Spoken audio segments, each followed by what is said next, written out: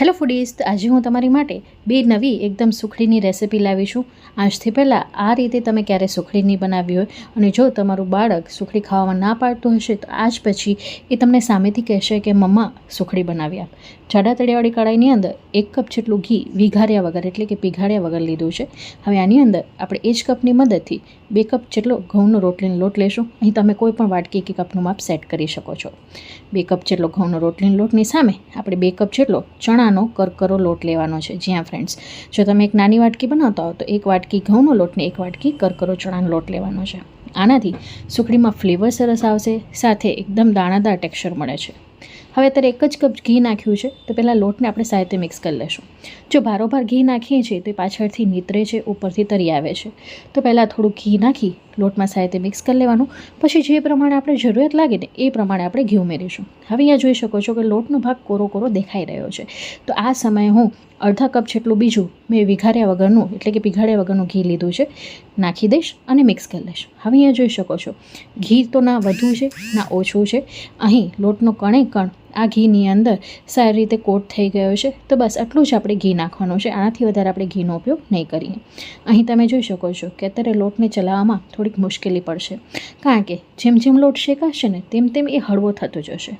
દરેક 5 મિનિટ બાદ તમને લોટના ટેક્સચરમાં ફરક દેખાશે. આ જોઈ શકો છો 5 મિનિટ પછી હું આરામથી એને ચલાવી શકું છું. તો આવી રીતે દર 5 મિનિટે તમને અલગ અલગ ટેક્સચર જોવા મળશે. અને આ લોટને ધીમા ગેસે જ આપણે શેકવાનું છે, બિલકુલ પણ ઉતાવળ નથી કરવાની, કારણ કે આપણે આની અંદર ચણાનો લોટ ઉમેરેલો છે. જો એ કાચો રહી જશે ને તો ખાતી વખતે સુખડી છે ને દાંતમાં ચોંટશે. તે વાતનું ખાસ ધ્યાન રાખજો. હવે અહીં તમે મલ્ટીગ્રેન લોટનો પણ યુઝ કરી શકો છો. હવે આ લોટને શેકતા 25 મિનિટનો મને સમય લાગ્યો છે. આ રીતે ઘી છૂટું પડે ને અને કલર તમે જોઈ શકો છો બદલાઈ ગયો છે ત્યાં સુધી આપણે શેકવાનું છે. હવે આ સમયે મેં આની અંદર 5 ટેબલસ્પૂન જેટલી ઘરની મલાઈ લીધી છે. 1-2 દિવસ જૂની તમે મલાઈનો ઉપયોગ કરી શકો છો. હવે મલાઈ નાખશો ને એટલે આ રીતના એની અંદર ફીણ ઉત્પન્ન થાય છે. તો એ ફીણ બળે ને ત્યાં સુધી લોટને શેકવાનો છે. જો એ ફીણ રહી જશે અને લોટ નહીં શેકાય પ્રોપર તો આ સુખડી છે એ બગડવાના ચાન્સીસ રહી શકે છે. તો જ્યાં સુધી આ બબલ્સ બળી ન જાય, ફીણ બેસી ન જાય ને ત્યાં સુધી આપણે શેકીશું. લગભગ 1 મિનિટનો સમય લાગશે. ગેસની ફ્લેમને આપણે સ્લો જ રાખવાની છે. હવે તમે અહીંયા જોઈ શકો છો કે બિલકુલ પણ ફીણ નથી અને એકદમ લોટ છે ને હલકો થઈ ગયો છે. હવે અહીંયા જુઓ સાઈડમાંથી ઘી પણ છૂટું પડી ગયું છે.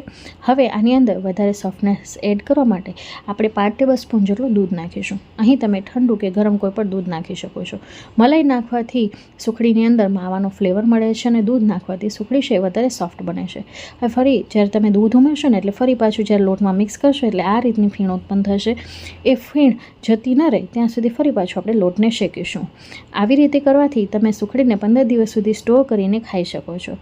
15 દિવસ સુધી તમારી સુખડી રહેવાની નથી, કારણ કે 1 કે 2 દિવસમાં આ સુખડી તમારી પૂરી થઈ જશે, એ ખાતરી સાથે કહું છું. વાતમાં 1 મિનિટના સમયની અંદર જ આ લોટ શેકાઈ ગયો છે. હવે હું તમને અહીંયા લોટનું ટેક્સચર બતાવી દઈશ. જોઈ શકો છો ચણાનો લોટ આમાં કરકરો ઉમેરેલો છે ને એટલે એક તો ફ્લેવર ખૂબ જ સરસ આવે છે. ખાતી વખતે અંદરથી દાણાદાર ફીલ થાય છે. અને અત્યારે બિલકુલ પણ આ લોટની અંદર ઝાગ નથી. લોટ એકદમ પ્રોપર શેકાણો છે અને ક્યાંયથી પણ સાઈડમાંથી ઘી નીતરતું નથી. અહીં તમને ક્લોઝ લુકમાં જોઈ શકો છો કે એકદમ દાણાદાર આ સુખડી આપણી તૈયાર થશે. ખાતી વખતે જે નોર્મલી ઘઉંની સુખડી હોય છે ને એના કરતાં વધુ સ્વાદિષ્ટ લાગે છે. તો આજથી તમે આ રીતે જ સુખડી બનાવવાના છો, જૂની રીત ભૂલી જવાના છો. લોટ શેકાઈ ગયો છે ને સાઈડમાં મૂકી દેશો. બીજા એક નાનકડા પેનની અંદર 1 ટેબલસ્પૂન જેટલું ઘી લીધું છે. અહીં 8 થી 10 અખરોટને મેં ચોપરમાં છે ને આવી રીતે ઝીણું ઝીણું ચોપ કરી લીધું હતું. હવે જો ઘરમાં વડીલ માટે બનાવતા હો ને તો એકદમ ભૂકો કરી લેવાનો. હું બાળકો માટે બનાવી રહી છું એટલે એમને ક્રંચ પસંદ છે, એટલે આવી રીતે થોડુંક ઝીણું ઝીણું ચોપ કરીને લીધું છે. અહીં થોડોક અખરોટનો કલર બદલાય ત્યાં સુધી જ આપણે એને સાંતળ્યું છે. હવે એને એક બીજી પ્લેટમાં કાઢી લઈશું. આમાં ને આમાં રાખશું તો એ વધારે આકરું થઈ જશે.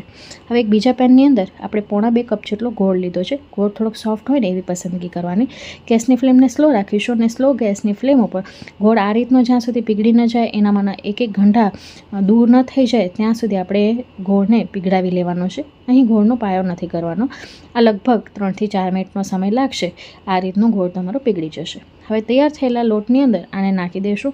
ગેસની ફ્લેમને ફરી પાછું ચાલુ કરીને સ્લો રાખીશું. હવે સારી રીતે મિક્સ કરી લઈશું.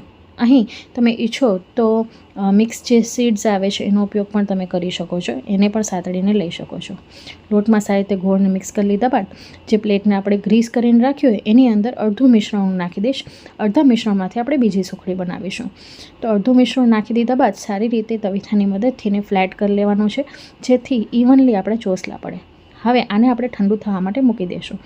હવે જે લોટ વધ્યો છે એની અંદર આપણે કોકો પાવડર નાખીશું. તો બાળકોના મગજ માટે ચોકલેટ ખૂબ જ જરૂરી છે, તો વન્સ ઇન અ વીક એમને આપવું જોઈએ. એનાથી એમને ખૂબ જ સારો ફાયદો થાય છે. તો 2 ટેબલ સ્પૂન જેટલો મેં કોકો પાવડર નાખ્યો હતો. મને થોડોક ઓછો લાગી રહ્યો હતો એટલે ફરી પાછું મેં 2 ટેબલ સ્પૂન જેટલો નાખ્યો છે.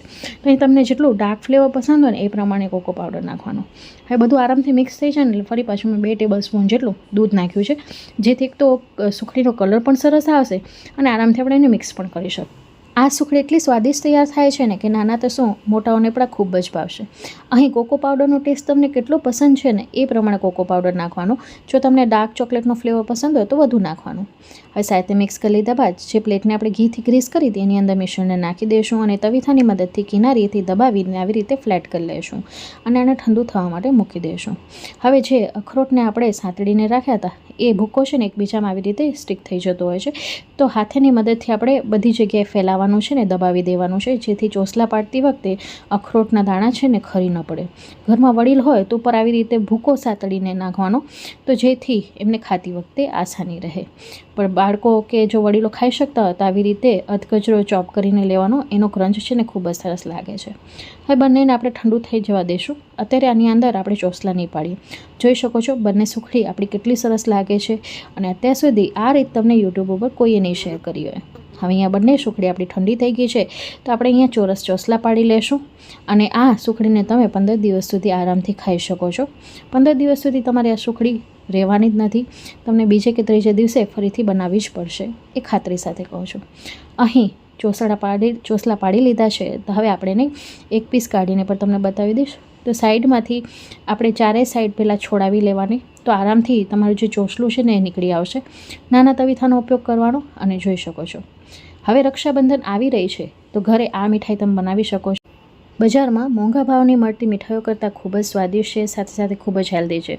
આપણે આમાં ગોળનો ઉપયોગ કર્યો છે, કોકો પાવડરનો ઉપયોગ કર્યો છે અને સાથે આપણે અખરોટ લીધા છે, એટલે હેલ્થ માટે પણ ખૂબ જ સારું છે. હવે તમે અહીંયા જોઈ શકો છો કેટલી સોફ્ટ તૈયાર થઈ છે. મોંમાં મૂકતા જ ઓગળી જાય તેવી રૂ જેવી પોચી આપણી આ સુખડી તૈયાર છે. સાથે તમને બીજી સુખડીના પીસ કાઢીને પણ બતાવીશ. આની અંદર આપણે બેસન નાખ્યું છે ને એટલે બેસનનો પોતાનો એક અલગ ફ્લેવર હોય છે, જે ખાતી વખતે આપણે ખૂબ જ સરસ લાગે છે. એટલે મેં આનામાં કોઈ પણ એડિશનલ ફ્લેવર એડ નથી કર્યા. જો તમને પસંદ હોય તો તમે એલચીનો ભૂકો નાખી શકો છો, ટોપરાનું ખમણ નાખી શકો છો, વરિયાળી નાખી શકો છો અને ડ્રાયફ્રૂટનો ભૂકો પણ નાખી શકો છો. અહીં તમે જોઈ શકો છો બિલકુલ પણ વધારાનું ઘી નથી, માપનું જ ઘી છે અને છતાંય આ સુખડી છે ને એ રૂ જેવી સોફ્ટ તૈયાર થઈ છે. ઘરમાં વડીલ હશે ને એ તો રાજી જ થઈ જવાના છે. તો ફ્રેન્ડ્સ, આ બંને સુખડીમાંથી તમને કઈ ગમી કમેન્ટ બોક્સમાં લખીને તમારો અનુભવ જરૂરથી શેર કરજો. હું ફરી મળીશ આવી જ નવી રેસિપી સાથે. ત્યાં સુધી આવજો. Bye bye, take care. Thanks.